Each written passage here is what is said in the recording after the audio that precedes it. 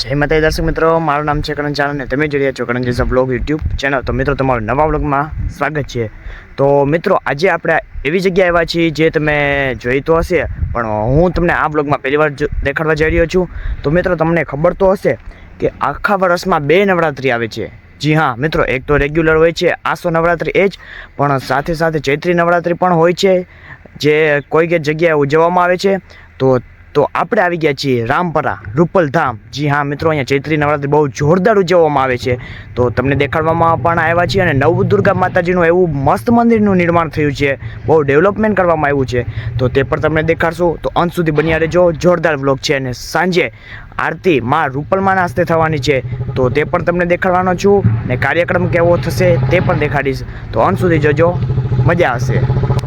તો મિત્રો છઠ્ઠા નોરતે બહુ મોટો કાર્યક્રમ થવાનો છે, તો તેની તૈયારી તમને બતાડી દઉં ને પછી આપણે મંદિરે જશું નવદુર્ગા માતાજીના દર્શન કરવા।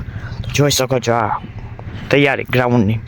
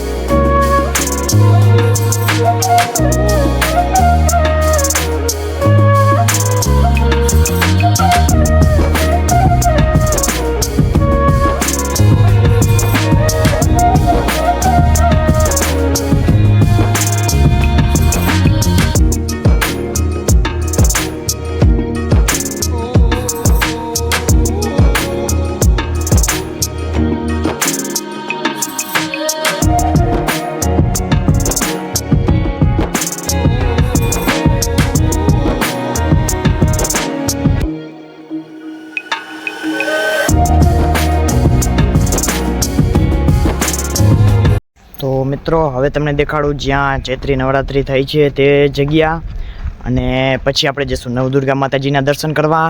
મસ્ત પોસ્ટર છે તે તમને દેખાડી દઉં પહેલાં, ચાલો।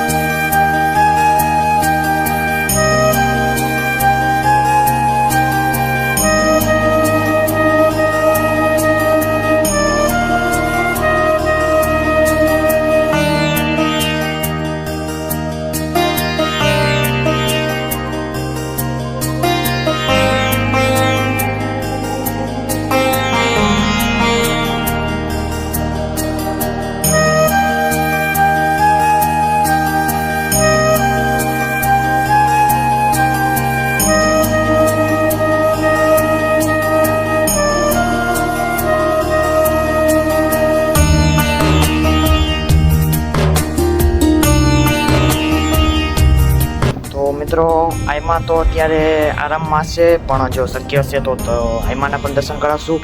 અને સાંજે અહીંયા જોરદાર લાઇટિંગ થઈ છે મંદિર ઉપર, તે પણ તમને દેખાડવાનો છું, એટલે અંત સુધી બન્યા રહેજો ને। હજી કાર્યક્રમ તો થવાનો છે કોઈ જોરદાર, તો બન્યા રહો અંત સુધી।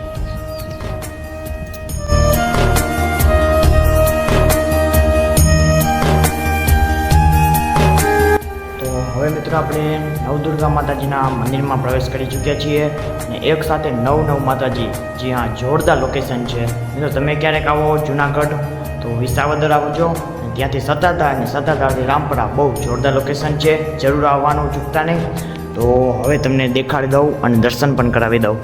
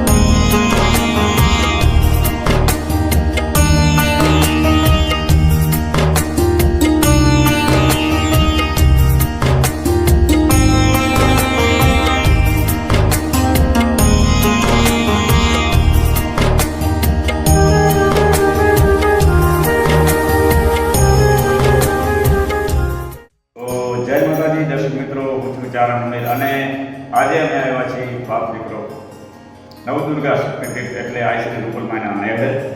આ રૂપલમાં જે જૂની જગ્યા હતી એ તો આપણે બધાએ દર્શન કર્યા છે. એ અદ્ભુત અને વિશાળ જગ્યા.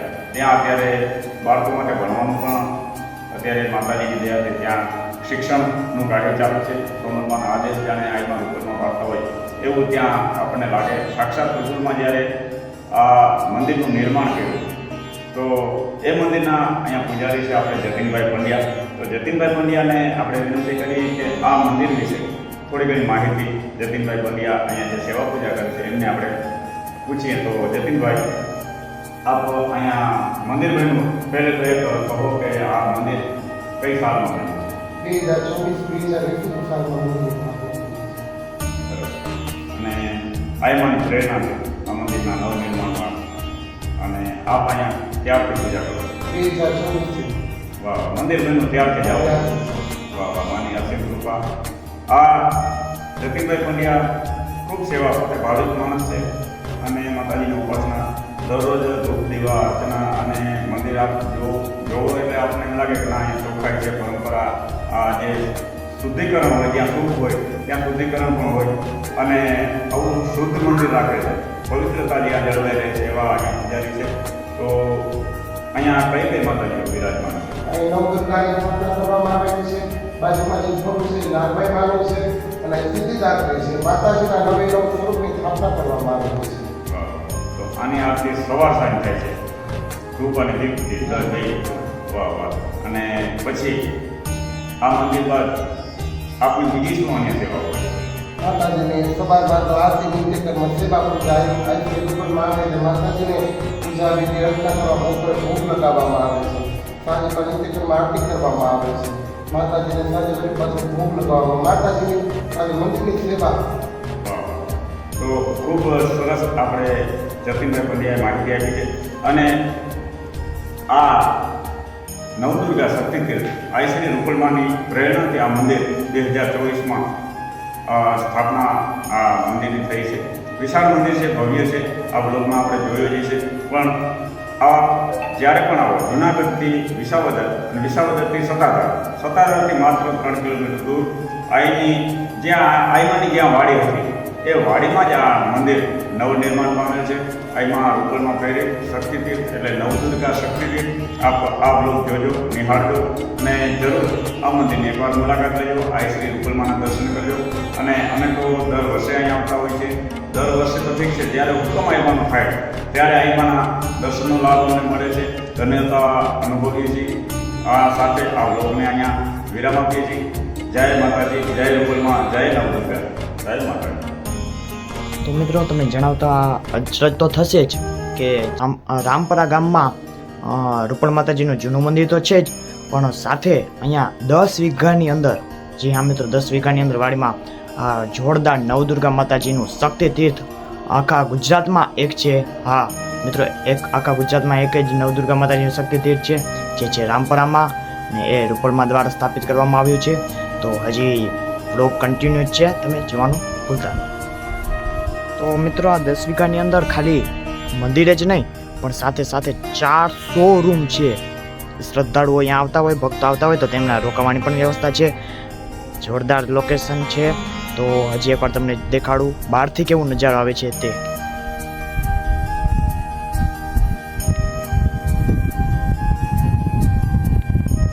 તો મિત્રો અહીંયા રોકાવાની તો વ્યવસ્થા છે જ, પણ સાથે સાથે પ્રસાદીની પણ બહુ સારી વ્યવસ્થા છે. તો સાંજે આવો તો સાંજે અને બપોરે આવો તો બપોરે પ્રસાદી લીધા વગર જતા નહીં. અને હા, જણાતા જરીક તમને અચરજ લાગશે કે અહીંયા ગમે એટલા માણસો ભલે ના આવે, ગમે એટલા ભક્તો ભલે ના આવે, પણ ક્યારે પણ અન્નનો દાણો ખૂટતો જ નથી. તો એ છે રૂપલ માતાજીનો અને નાગભાઈ માતાજીનો પરચો. બહુ સારી વાત કહેવાય.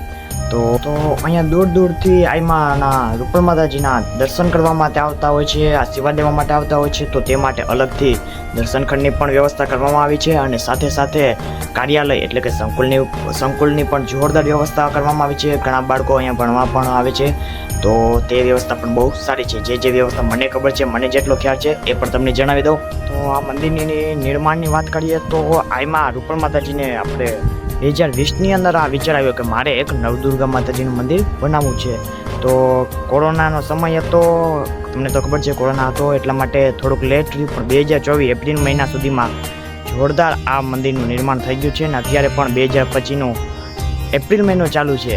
હા મિત્રો, કેવો સંજોગ કહેવાય. તો 1 વર્ષ પીઠ થવામાં આવ્યું છે, તો તે નિમિત્તે પાટોત્સવનો કાર્યક્રમ પણ છે, જોરદાર છે. મેં તમને દેખાડ્યું ને હજી પણ તમને દેખાડવાનો છું, એટલે બ્લોગમાં બન્યા રહેજો. આજે બહુ તમને મજા આવવાની છે મિત્રો.